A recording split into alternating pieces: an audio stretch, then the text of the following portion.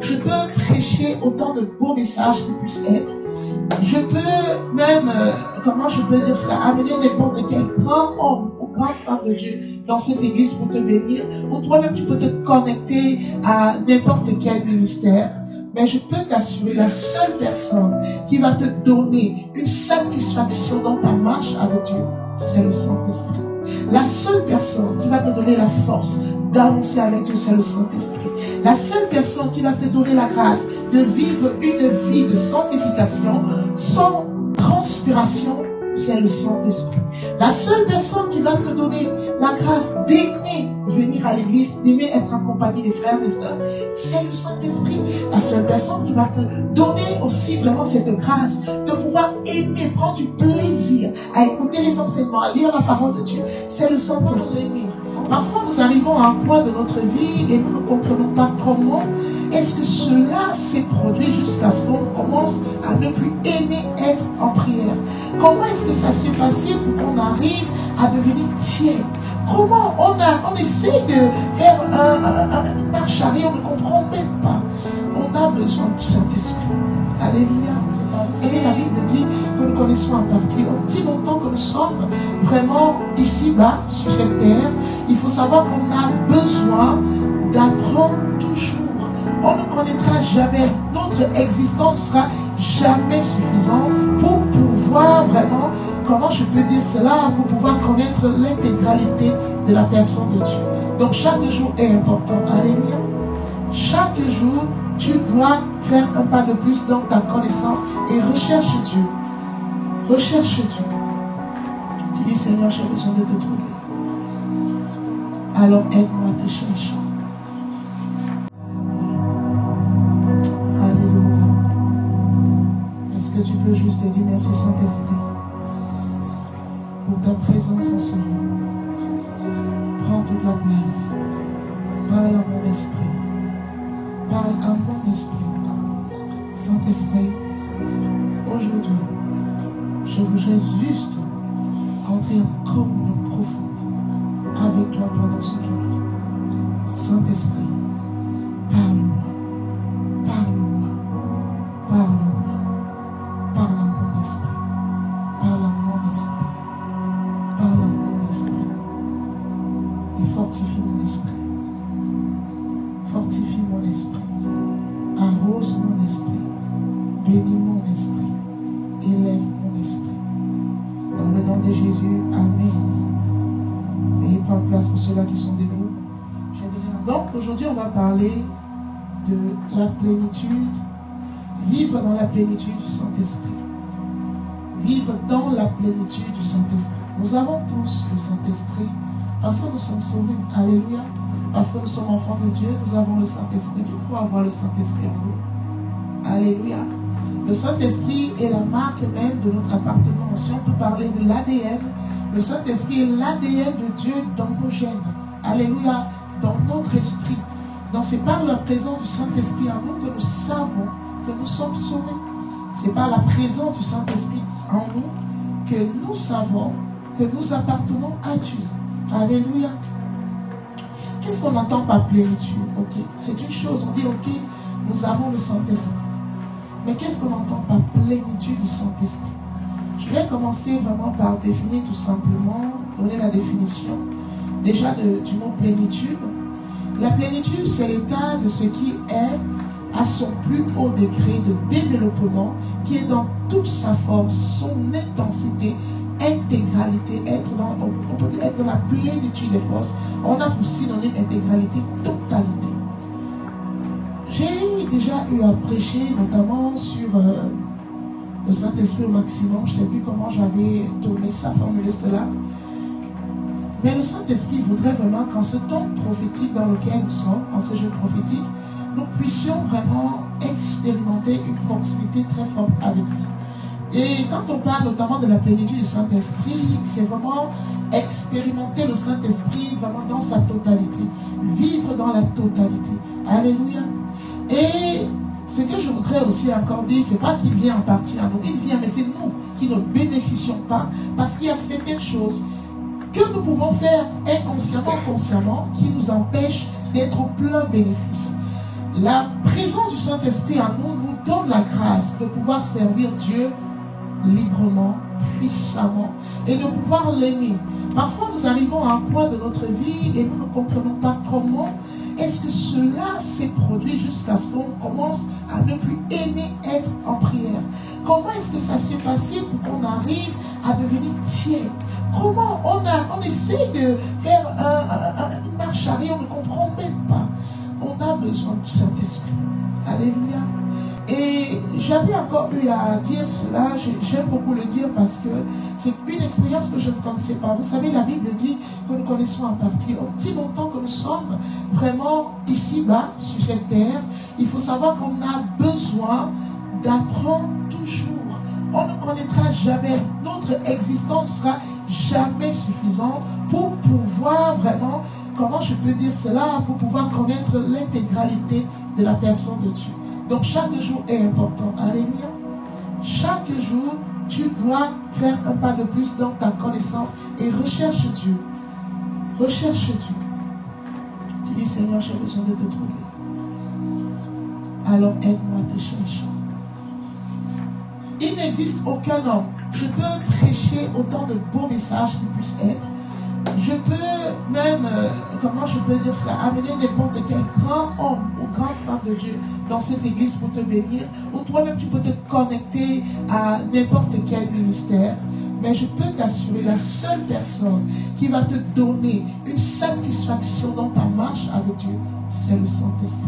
La seule personne qui va te donner la force d'avancer avec Dieu, c'est le Saint-Esprit. La seule personne qui va te donner la grâce de vivre une vie de sanctification sans transpiration, c'est le Saint-Esprit. La seule personne qui va te donner la grâce d'aimer venir à l'église, d'aimer être en compagnie des frères et sœurs, c'est le Saint-Esprit. La seule personne qui va te donner aussi vraiment cette grâce de pouvoir aimer, prendre du plaisir à écouter les enseignements, à lire la parole de Dieu, c'est le Saint-Esprit. On peut se poser la question, mais comment toutes ces choses, c'est le Saint-Esprit et je l'ai en moi? Il faut savoir que il arrive, quand tu arrives à des moments parfois, où toi tu regardes dans ta vie, tu n'as rien fait de si terrible pour te retrouver dans certaines situations, mais tu fais juste le constat. Le constat d'une vie spirituelle qui a pris un coup. Le constat d'une vie spirituelle, que ce soit dans la prière, ainsi de suite, dans tous les domaines que nous connaissons, qui a pris un coup. Il faut comprendre que ce n'est pas toujours parce que tu as régressé. C'est très important de comprendre cela. Parfois, c'est parce que tu t'es tout simplement élevé et tu as de nouveaux challenges.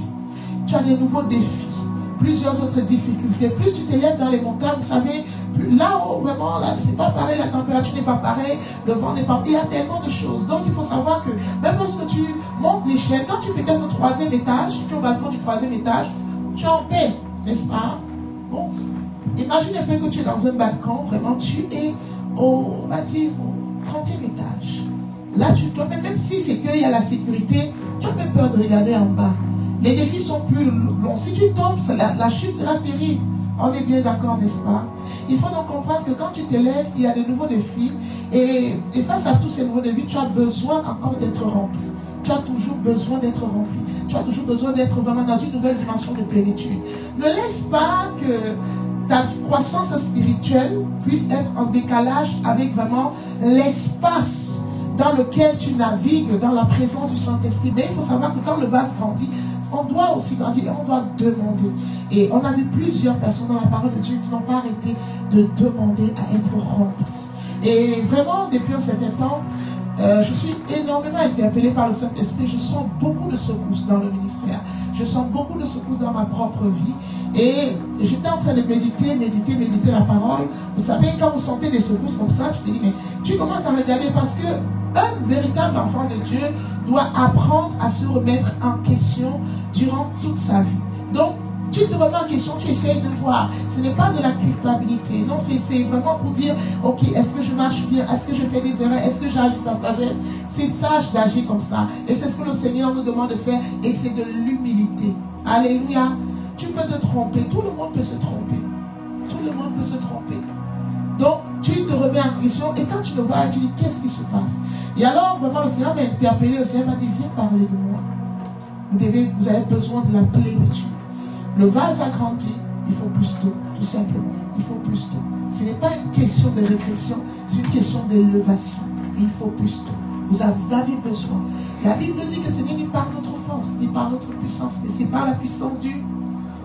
C'est exclusivement par lui. Exclusivement par lui. Alors on va lire la parole de Dieu dans le livre de 2 Corinthiens chapitre 13, verset 14. 2 Corinthiens chapitre 2. 2 Corinthiens chapitre 13, verset 14. Je vais lire la parole. Que la grâce du Seigneur Jésus-Christ, l'amour de Dieu et la communion du Saint-Esprit soient avec vous. Il faut vraiment que nous puissions arriver à des temps où on reconnaît quand le Seigneur nous demande ou s'interpelle par rapport à quelque chose. Nous ne pouvons pas espérer de ce Dieu-là tout en ne le respectant pas. Ce n'est pas possible. Je vous assure, ce n'est pas possible. Dieu a besoin d'être honoré. Dieu a besoin d'être adoré. Le souffle de vie que vous avez, c'est Dieu qui vous le donne. Tout ce que vous avez, c'est Dieu qui vous le donne. Qu'as-tu fait pour mériter ce que tu as? Rien du tout. Rien du tout. Toute personne qui pense être quelque chose est même la preuve que cette personne n'est rien. Je peux vous assurer, parce que tout ce que nous sommes, c'est Dieu qui fait de nous ce que nous sommes. Tout ce que nous avons, c'est lui. Alléluia. Je ne sais pas ce que tu as créé sur ton corps, mais je me rappelle et je me souviens, pas que je me rappelle, je sais tout simplement que c'est Dieu qui a tout fait. Honore ton Dieu. Alléluia. Honore Dieu. Amos chapitre 3, verset 3. Amos chapitre 3, verset 3, la Bible dit: deux hommes marchent-ils ensemble sans être convenus? Deux hommes marchent-ils ensemble? Quand on parle de la communion avec le Saint-Esprit, il faut savoir ici, c'est qu'on est sur un chemin avec lui ensemble. Ici, on parle vraiment de la relation intime, donc de vraiment cette relation avec une personne. L'un des moyens les plus importants, c'est de s'accorder avec le Saint-Esprit pour bâtir une véritable relation avec lui. On doit s'accorder. Quand on vient devant l'autel, veux-tu épouser tel ou tel? Tu vas dire oui avant de continuer. Tant qu'il n'y a pas l'accord, il n'y a rien d'autre. Amen. Donc il faut savoir qu'on reçoit la grâce, le souffle du Saint-Esprit à nous, c'est une chose. Et je vais vraiment entrer là-dessus tout de suite. La Bible nous dit notamment que nous avons été pardonnés de tous nos péchés. Il y a tellement de débats selon lesquels on dit nos péchés passés, présents et futurs sont totalement pardonnés. De telle sorte que quel que soit ce que nous faisons, c'est déjà pardonné. Vous savez, c'est une vérité. Mais si j'appelle ça le pardon légal des péchés que nous avons eu à commettre. Pardon légal, c'est par rapport à notre salut. Il y a maintenant ce qu'on appelle la demande de pardon, parce qu'il y a aussi les débats, on n'a plus besoin de demander pardon à Dieu, et ainsi de suite, si on en a besoin. Parce qu'on attriste le Saint-Esprit. Donc il y a ce qu'on appelle le pardon relationnel. Dans la relation, dans l'intimité avec le Saint-Esprit, nous en avons besoin. Parce que c'est vrai qu'en ce qui concerne notre salut, lorsqu'on est véritablement sauvé, lorsqu'on a reçu le Saint-Esprit en nous, nos péchés passés, présents, futurs sont pardonnés. Pardon légal. Et je vais pouvoir donner quelques exemples ici tout à l'heure. Mais dans la relation, il peut y avoir beaucoup de problèmes. Regardez le chapitre 5, verset 19 à 21. Je vais laisser Jérémie lire cela. Je lis la parole de Dieu. Galates 5, 19, 21. Or, les œuvres de la chair sont manifestes. Ce sont l'impudicité, l'impureté, la dissolution, l'idolâtrie, la magie, l'inimitié, les querelles, les jalousies, les animosités, les disputes, les divisions, les sectes, l'envie, l'ivrognerie, les excès de table et les choses semblables. Je vous dis d'avance, comme je l'ai déjà dit, que ceux qui commettent de telles choses n'hériteront point le royaume de Dieu. Et directement par la suite, on tombe sur le Saint-Esprit, avance. Verset 22. Mais le fruit de l'esprit, c'est l'amour, la joie, la paix, la patience, la bonté, la bénignité, la fidélité, la douceur, la tempérance. On revient sur le 19 à 21, on laisse juste afficher. Vous savez, toutes ces choses, la Bible, elle est claire.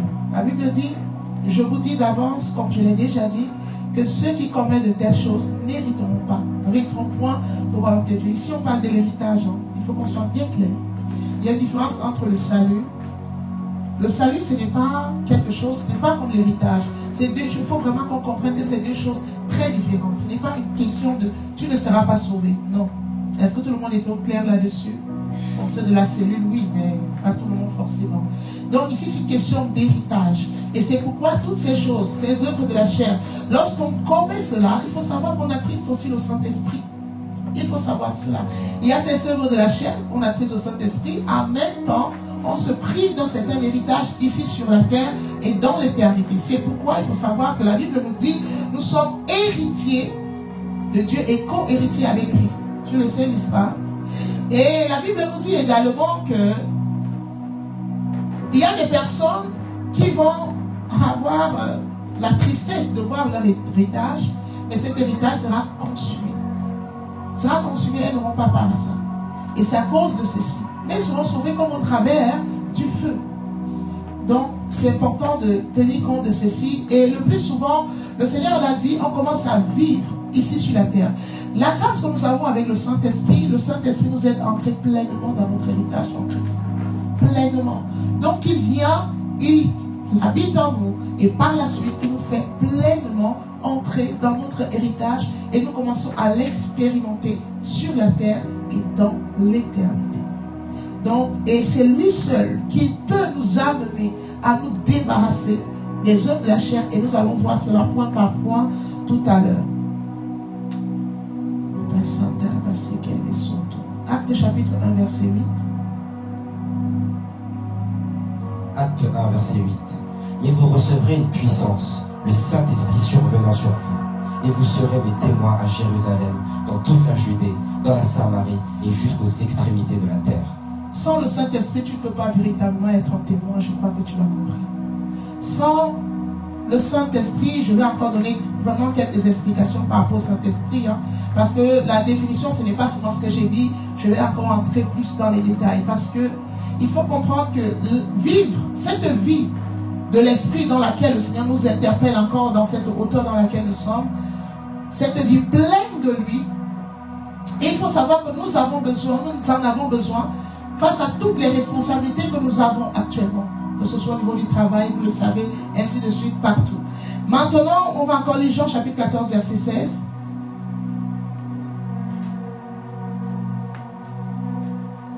Jean 14, verset 16. Et moi, je prierai le Père, et il vous donnera un autre consolateur, afin qu'il demeure éternellement avec vous. Donc, il n'est pas venu de passage, il est éternel. Donc ici, tu peux aussi te poser la question si le Saint-Esprit est éternel. Moi, je suis en train de méditer vraiment là-dessus. Il y a vraiment cette différence aussi entre l'enlèvement et le fait d'aller au paradis.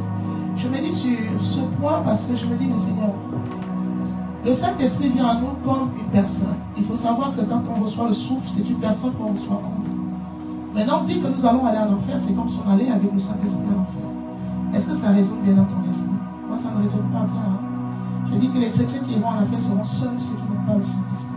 Aucun chrétien ayant le Saint-Esprit. Donc, chrétien, normalement, quand on dit chrétien, c'est que tu as le Saint-Esprit. Mais je dis aucun enfant de Dieu, quel que soit ce que cet enfant de Dieu a eu à faire, il est au ciel. S'il a le Saint-Esprit, c'est véritablement l'enfant de Dieu.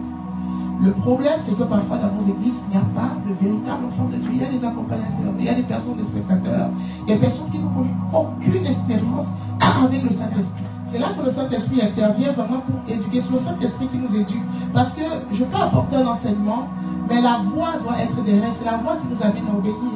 Et cette voix, c'est celle du Saint-Esprit. C'est la voix qui doit répéter. Donc quand peut-être tu as du mal pendant un enseignement à comprendre, demande au Saint-Esprit. Le Saint-Esprit est dans ta vie plus que ton pasteur, plus que ton papa, plus que ton frère, plus que ta soeur, plus que n'importe quel homme de Dieu. Parce que la voix d'un homme de Dieu ne fera jamais fléchir. C'est la voix, parce qu'on peut vouloir faire des choses de nous-mêmes. On ne va pas y arriver. On va se discipliner n'importe comment. À un moment donné, on aura marre. On sera saturé et on ne voudra plus. Mais c'est le Saint-Esprit qui va nous amener pas à pas. Même parfois, lorsque dans des prédications, vous vous sentez un peu oppressé, non, laissez le Saint-Esprit faire dans le travail. C'est lui qui fera donc demander au Saint-Esprit. Demandez au Saint-Esprit. Parfois que votre prière, même soit juste Saint-Esprit, aide-moi. J'ai envie de prier. On me dit peut-être de prier 10 heures, 1 heure par jour, 30 minutes. cet esprit, je n'arrive pas. Mon bien-aimé, si c'est que le Saint-Esprit, prie 5 minutes. Prie tes 5 minutes, il ne te dira jamais ne prie pas. Il ne te dira jamais ne prie pas. Ça, je te le dis déjà. Tu connais qui est le Saint-Esprit. Et là, il ne te dira pas ça.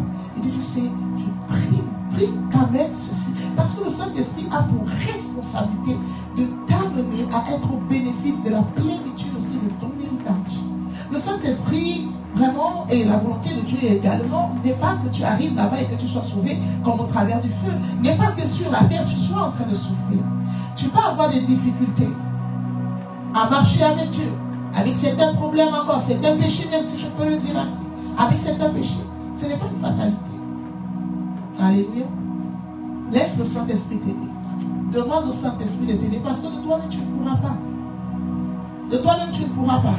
Alléluia. Qui a essayé n'a pas pu. Alléluia. Je peux l'élever même jusqu'au bout. Il y a beaucoup de choses que j'ai essayé. Parfois on pense que c'est de nos propres forces. Et ça c'est ce qu'on appelle la religiosité. Et on n'y arrive pas et on connaît énormément de frustration à l'intérieur de nous. On est frustré, on se sent coupable. Pourquoi? Parce qu'on n'y arrive pas. C'est le Saint-Esprit qui nous donne la capacité d'y arriver. Alors si le Saint-Esprit te dit que bon, pour toi maintenant, lis un chapitre, lis ton chapitre. Il va t'aider à lire un chapitre, mais ne va pas lire 10 parce que tu veux faire comme le futur pasteur Georges. Tu vas te fatiguer, tu vas te lasser et ça va te dégoûter. Alléluia. Le Saint-Esprit nous prend chacun selon notre niveau et nous amène, il nous élève encore et encore. Et quand on arrive à une certaine dimension, on a toujours besoin de sa plénitude. Donc, maintenant, dans notre nouvelle, je vais dire à toutes les personnes qui ont accepté le Seigneur Jésus-Christ aujourd'hui, qui ont reçu le Seigneur Jésus-Christ dans leur vie comme leur Seigneur et Sauveur, et celles aussi qui ne l'ont pas, qui l'avaient déjà reçu, notamment moi-même, nous avons besoin maintenant de bâtir, selon toutes les étapes de notre vie, la communion, l'intimité avec le Saint-Esprit. Alléluia. Vous savez, Jésus, c'est de manière parfois ponctuelle pour avoir une rencontre, une expérience. Le Père, c'est pareil, mais le Saint-Esprit, c'est tout le temps. Et à chaque étape de notre vie, nous avons besoin de connaître cette vie avec l'Esprit de Dieu. Et maintenant, dans cette vie, on peut être de manière consciente ou inconsciente, responsable d'une tristesse. En quoi consiste maintenant la plénitude du Saint-Esprit dont nous avons tous besoin? Parce que les questions que tu te poses, dans tel ou dans tel ou dans tel autre domaine, c'est parce que le Saint-Esprit, et en fait tu ne vis pas simplement la plénitude du Saint-Esprit. Et voici notre dernière partie et on sera à la fin. Il faut savoir, on peut dire, mais comment est-ce que je peux savoir? Comment est-ce que je peux savoir que j'ai pleinement besoin du Saint-Esprit? Si nous avons des vies pauvres, peu sanctifiées et que nous portons peu de fruits qui ne demeurent pas, c'est probablement parce que nous avons besoin d'être remplis à nouveau du Saint-Esprit. Et le Seigneur me parlait vraiment de ma propre vie, me parlait du ministère. Bon, évidemment que le Seigneur va toujours me parler du ministère. Dans tout, il faut savoir que ma vie, c'est le ministère aussi. Et dans chaque étape de ta vie aussi, il faut savoir que tu as nouvellement besoin d'être rempli à chaque fois. À chaque fois. À chaque fois. Tu as besoin à chaque étape de ta vie. À chaque étape. Même ces difficultés que tu rencontres, demande la plénitude à être rempli. En quoi consiste donc cette plénitude? Je vais lire les points là, vous pouvez vraiment les enregistrer ou bien les noter. La plénitude de l'esprit est une liberté d'action pour le Saint-Esprit en chacun de nous. Une liberté totale. C'est le Saint-Esprit qui nous remplit et lorsqu'il est attristé, il cesse de nous remplir. C'est ça le problème. Le problème, c'est que quand on laisse la plénitude, c'est vraiment cette liberté que le Saint-Esprit il a. Mais à un moment donné, dès qu'on attriste le Saint-Esprit, il cesse. Il cesse parce que le fait qu'il soit libre en nous, il nous remplit en même temps. Parce qu'il a besoin de nous, il nous remplit, il nous remplit. Mais quand on attriste, ça s'arrête. Ça s'arrête aussi. Dès qu'on attriste, ça s'arrête. Donc comprends que tu as besoin d'être constamment rempli de lui. Tout péché attriste le Saint-Esprit. Tout péché volontaire, involontaire, c'est pourquoi c'est simple, demander pardon, je le redis encore, ça n'a rien à voir avec le salut. C'est vraiment dans notre intimité avec le Saint-Esprit. Nous sommes remplis de l'Esprit quand il est libre d'agir souverainement en nous. Est-ce qu'il est libre d'agir? Il faut laisser cette liberté au Saint-Esprit. Le Saint-Esprit nous remplit s'il occupe notre âme. notre esprit, nos pensées, nos sentiments, nos désirs, notre volonté, s'il peut faire et fait tout ce qu'il veut en nous, là, on est pleinement. Si on dit qu'on est pleinement, on vit une vie, on marche dans une vie pleinement en lui. Marcher pleinement en lui. C'est peut-être pourquoi mon thème là. Est-ce qu'on peut me l'afficher? Vivre, voilà. C'est pas marcher, c'est ok. Donc c'est lorsqu'on laisse le Saint-Esprit vraiment se mouvoir librement, c'est là qu'on vit pleinement dans la plénitude. Parce que si le Saint-Esprit n'est pas libre, s'il n'est pas libre, il ne se meut pas pleinement en toi. On est bien d'accord.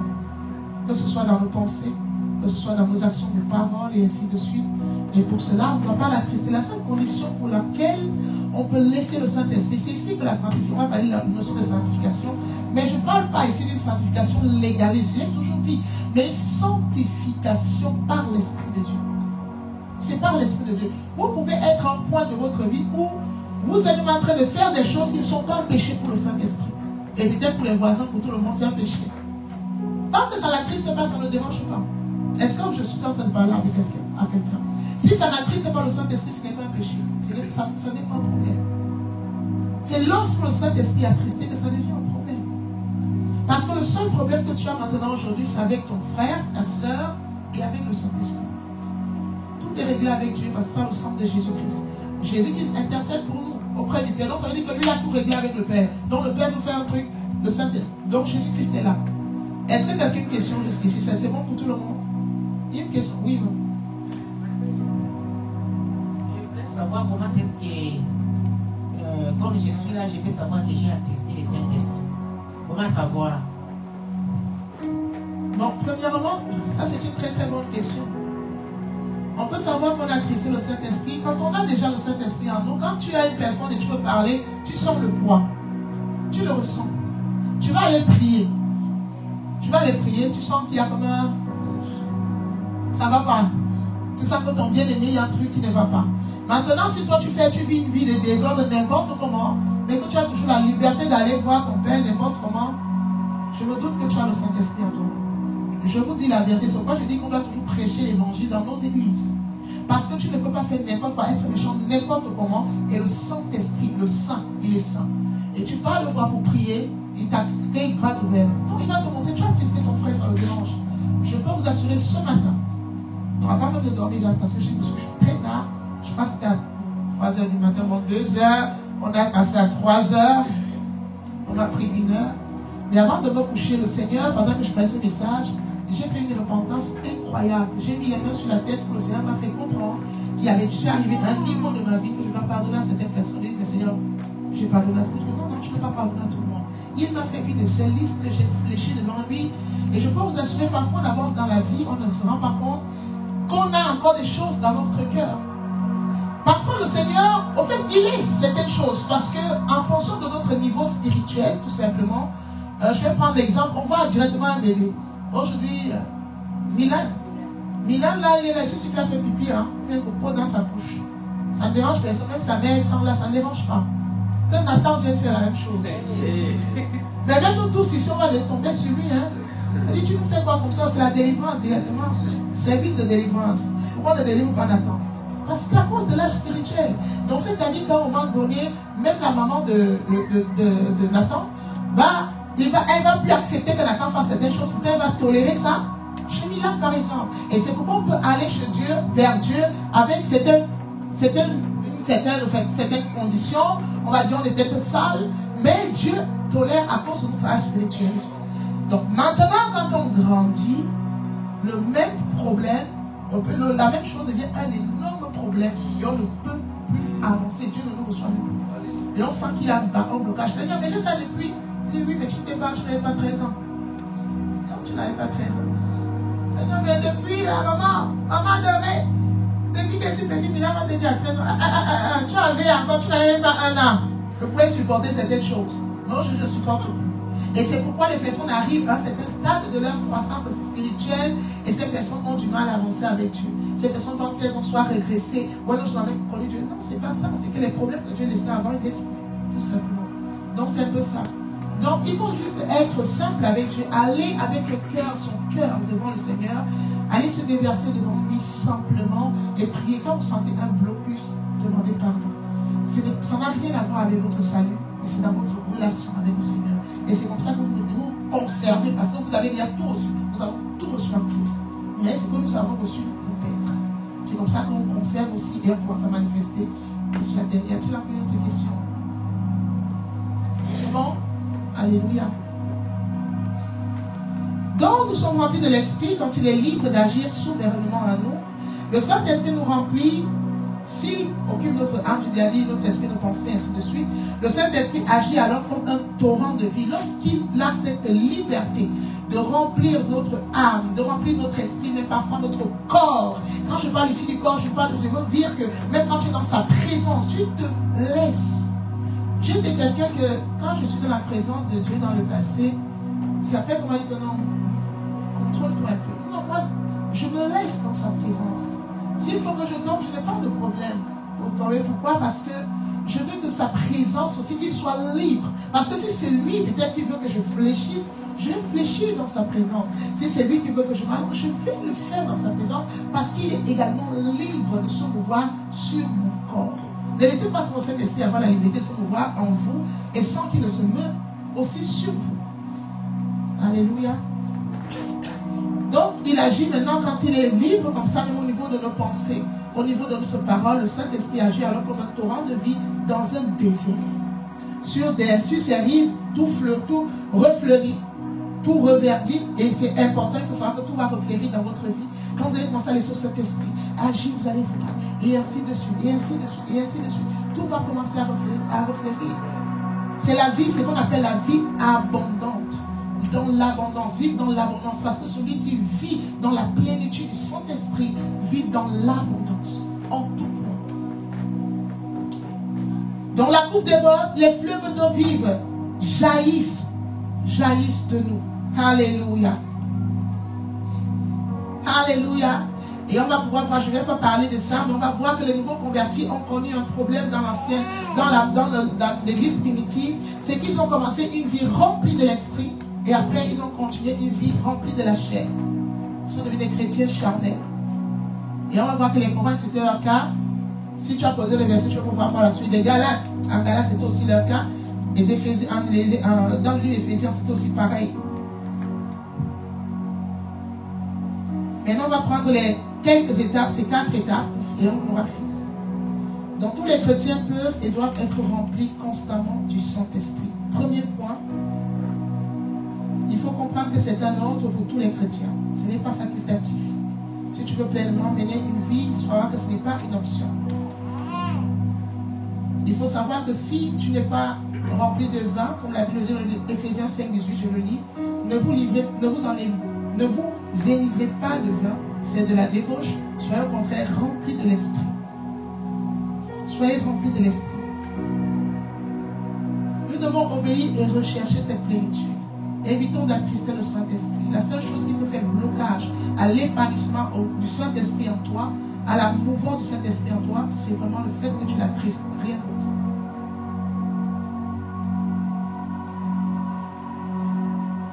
Et sache que c'est la volonté de Dieu, évidemment, que tu sois rempli tout le temps du Saint-Esprit. L'apôtre Paul pouvait prier, Éphésiens 3, verset 14. À cause de cela, je fléchis les genoux devant le Père. Pourquoi il a fait une succession de prières, verset 19, il va dire, et connaître l'amour de Christ qui surpasse toute connaissance, en sorte que vous soyez remplis jusqu'à toute la plénitude de Dieu. Que je sois rempli, Seigneur, je veux être rempli de toute la plénitude de Dieu. Et si on parle du Saint-Esprit, de toute la plénitude du Saint-Esprit. De toute la plénitude du Saint-Esprit. Il faut savoir que la plénitude du Saint-Esprit produit ceci, le fruit de l'Esprit. La plénitude du Saint-Esprit produit. Parce que quand on dit on a le Saint-Esprit en nous, ça vient comme une semence. Mais quand on laisse le Saint-Esprit, ça va produire. La plénitude du Saint-Esprit produit en nous vraiment le fruit de l'Esprit. Galates 5, verset 22. Mais le fruit de l'Esprit, c'est l'amour, la joie, la paix, la patience, la bonté, la bénignité, la fidélité, la douceur, la tempérance. La plénitude de l'esprit consiste à avoir en soi la source de la vie, la source de la victoire, la source de l'amour aussi. La plénitude de l'esprit consiste à avoir en soi la source de l'amour. Tu deviens une source d'amour et tu peux distribuer l'amour autour de toi. La source de la joie aussi est en toi. C'est ça la plénitude. On parle des sources qui jaillissent de toi. Ce qui va jaillir, c'est une source de joie en toi, une source de paix, une source de patience, une source de bonté, de bénignité, de fidélité. Il faut vraiment voir cela maintenant comme des sources en toi. Lorsque tu laisses le Saint-Esprit te remplir constamment, tu deviens une source des aspects de tous ces fruits. Alléluia. Imagine un peu que chaque aspect c'est un arbre en toi, tout simplement. Si on va prendre vraiment, ça veut dire que tu deviens vraiment un arbre d'amour. Et quand on parle d'arbre, il y a beaucoup de fruits d'amour. Tout le monde peut te consommer, n'est-ce pas? Il faut consommer l'amour. Tu peux nourrir combien de personnes avec tout un arbre? Je crois qu'il y a beaucoup de fruits sur ton arbre et ainsi de suite. Regarde seulement tout ceci et prie afin que vraiment tu deviennes une source d'amour. Est-ce que tu peux te lever pour prier pour ça? On va prier ensemble. Tu dis, Père, dans le nom de Jésus, je désire tellement laisser le Saint-Esprit agir puissamment en moi, se mouvoir pleinement en moi. Alors à partir d'aujourd'hui, je te supplie, Papa, donne-moi la grâce vraiment de devenir cette source d'amour par la plénitude du Saint-Esprit en moi, la source de la joie par la plénitude du Saint-Esprit en moi, la source de paix par la plénitude du Saint-Esprit en moi, la source de la patience par la plénitude du Saint-Esprit en moi, la source de la bonté par la plénitude du Saint-Esprit en moi, la source de la bénignité par la plénitude du Saint-Esprit en moi, la source de la fidélité par la plénitude du Saint-Esprit en moi, la source de la douceur par la plénitude du Saint-Esprit en moi, et la source de la tempérance par la plénitude du Saint-Esprit en moi. Amen. Est-ce que tu peux acclamer? Tu prends place. Qu'est-ce que la plénitude produit en nous? Ok, c'est ce que je voulais. J'ai laissé l'autre partie. Deuxième point, il nous reste quelques points et on a fini. La plénitude soumet la chair. Parfois on a du mal à crucifier la chair. Par la plénitude du Saint-Esprit en nous, la chair est soumise. Et je dis toujours, c'est étape par étape. N'enviez personne dans le royaume. Hein? Alléluia. Si tu vois que ton frère, lui, au niveau de sa chair, il ne peut plus, comment je peux dire ça, il n'a plus faim, il peut jeûner facilement. C'est toi, ta part de jeûne, c'est jusqu'à midi. Pour le moment, ta part de plénitude, c'est là. Alléluia. N'essaie pas de faire comme quelqu'un à l'église. L'ex-mitable Saint-Esprit, c'est personnel. Fais comme tu sens. C'est le Saint-Esprit, c'est Dieu qui fait à nous le vouloir et le faire. Donc, ne va pas faire au-delà du vouloir qui est en toi. Est-ce que je parle à quelqu'un? Le vouloir qui est en toi, c'est Dieu qui te l'a mis. Le faire, c'est lui qui va te donner. Ne va pas faire plus que Dieu. Il y a des étapes dans ta vie. Parfois, on essaie de finir avec certaines choses dans notre vie parce qu'on voit les autres, ainsi de suite. Pourtant, le Seigneur ne nous a pas parlé. Laisse le Seigneur te parler. Donc, la plénitude soumet la chair. Romains 8:2, la loi de l'Esprit qui donne la vie en Jésus-Christ m'a libéré de la loi du péché et de la mort. Totalement libéré. C'est quoi? On parle de la loi de... La loi de... La loi, en effet, la loi de l'esprit de vie, qui est le Saint-Esprit, il a une loi. C'est sa loi. En Jésus-Christ m'a affranchi de la loi du péché et de la mort. Donc, quand on parle de la notion de sanctification, c'est le Saint-Esprit. Et c'est étape par étape. Laisse le Saint-Esprit te transformer. Mets-toi ça bien dans la tête. Alléluia. Troisième point, le Saint-Esprit est notre source d'énergie. Il faut comprendre cela. Donc à chaque fois que tu te sens vraiment, il y a parfois tu as l'impression que tu as le découragement comme une perte d'énergie et ainsi de suite. C'est ton générateur, c'est ta source d'énergie. Le Saint-Esprit est notre source d'énergie. Il est appelé l'esprit de sainteté, l'esprit d'intelligence. Donc ça veut dire que tous les points que je cite, si tu as besoin, tu te branches seulement à lui. Tu prends ça là-bas directement. Tu as besoin de la sainteté, la sanctification, de marcher dans la sanctification. Saint-Esprit, l'esprit d'intelligence, tu as besoin d'intelligence. Saint-Esprit, l'esprit de conseil, tu as besoin d'un conseil. Saint-Esprit, tu as besoin de connaissance, l'esprit de connaissance. Saint-Esprit, l'esprit de crainte de l'éternel, tu as du mal à voir. De crainte de l'éternel, tu es à l'église, tu t'en fous un peu. Saint-Esprit. L'esprit de supplication, cette capacité de supplier Dieu par rapport à certaines choses et de supplier selon la pensée de Dieu. Saint-Esprit. L'esprit d'adoration, car la Bible dit, il aime les vrais adorateurs, c'est là qu'il adore en esprit et en vérité. Le seul esprit qui peut adorer réellement Dieu en vérité, c'est le Saint-Esprit. Donc c'est toujours avec lui. Ce n'est pas avec ton esprit seul, ce n'est pas dans ta tête. Non, c'est le Saint-Esprit. C'est pourquoi les chants, prenez soin de prier afin d'être remplis. Dites au Saint-Esprit, viens adorer au travers de vous. Laissez le Saint-Esprit adorer. Ok? L'esprit de vérité, quand tu as besoin, parfois tu doutes de la volonté de Dieu. Est-ce que Dieu veut? Saint-Esprit.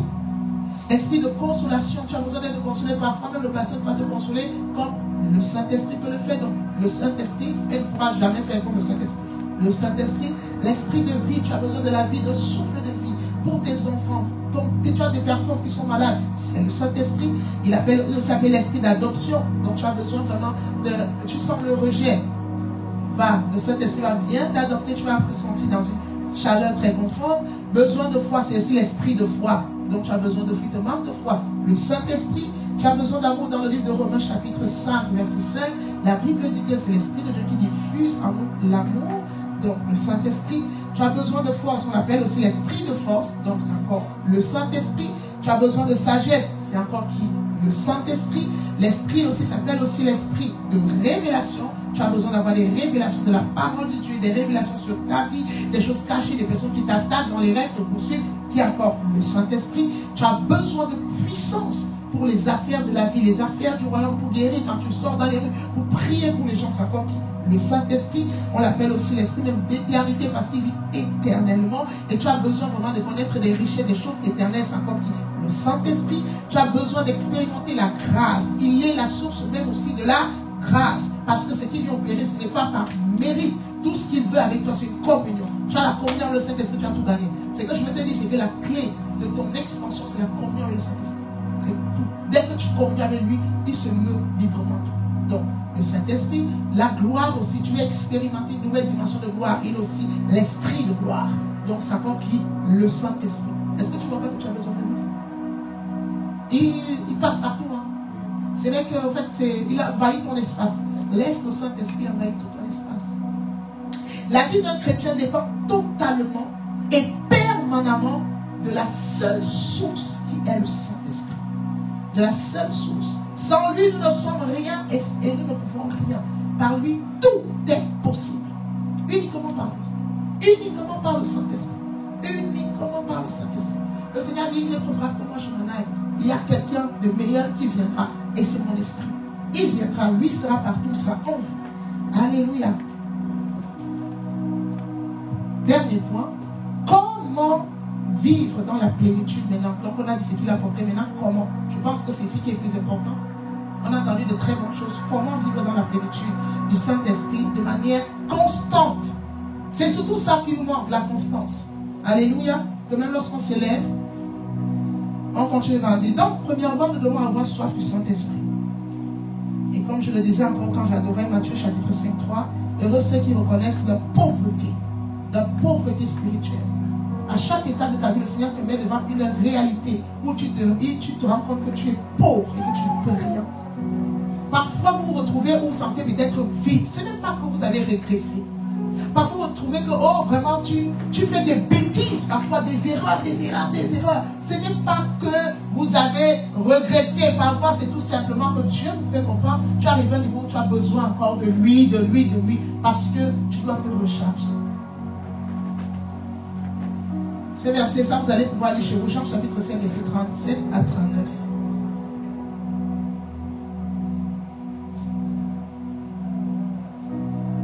Ce qui est mauvais souvent, c'est que parfois certains chrétiens pensent savoir tout et qui ne se rendent pas compte. Et Dieu va te mettre devant un point où tu te rends compte.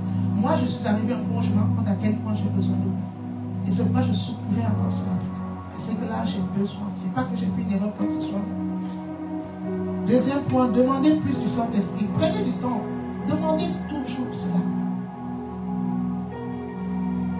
Donc Jésus-Christ va nous exhorter à demander toujours plus du Saint-Esprit. Luc chapitre 11, verset 13. Si donc, tous mauvais que vous êtes, vous savez donner de bonnes choses à vos enfants, combien plus forte raison le Père Céleste donnera-t-il l'Esprit Saint à ceux qui le lui demandent à chaque étape. Troisième point,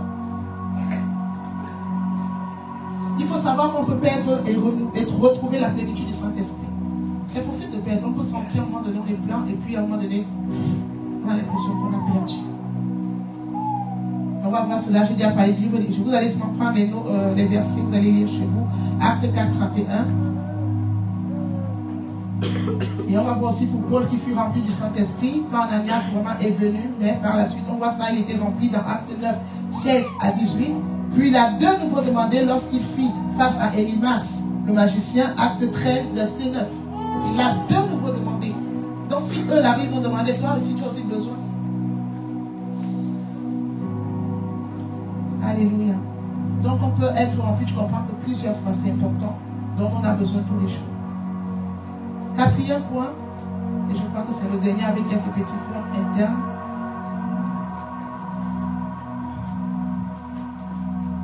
Il faut savoir qu'on peut garder une vie constante du Saint-Esprit. On peut être toujours plus rempli de l'Esprit de Dieu. Plus on peut garder ces constants et on peut monter tout le temps. Et c'est important.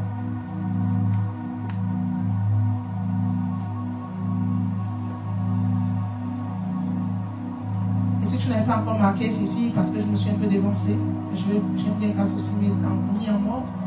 À chaque étape de la vie chrétienne, on a besoin du Saint-Esprit, d'être rempli du Saint-Esprit. Et cette plénitude nous fait croître aussi. Parce que quand on arrive à un palier de notre marche avec Dieu, peut-être là, et j'aurais fini à se lever pour prier, vous pouvez vous lever. Si j'arrive ici, il faut savoir que ici, sur cette marche, ce n'est pas seulement un point. Je dois vraiment balader ici. Je dois expérimenter tout ce qui est ici. Quand je monte ainsi dessus. Et c'est vraiment en étant rempli. Si je ne suis pas rempli, je peux rester là. Je peux rester là longtemps. Il y a des niveaux où on reste plus longtemps qu'on ne devrait à cause vraiment du fait que nous ne sommes pas remplis vraiment du Saint-Esprit. On ne marche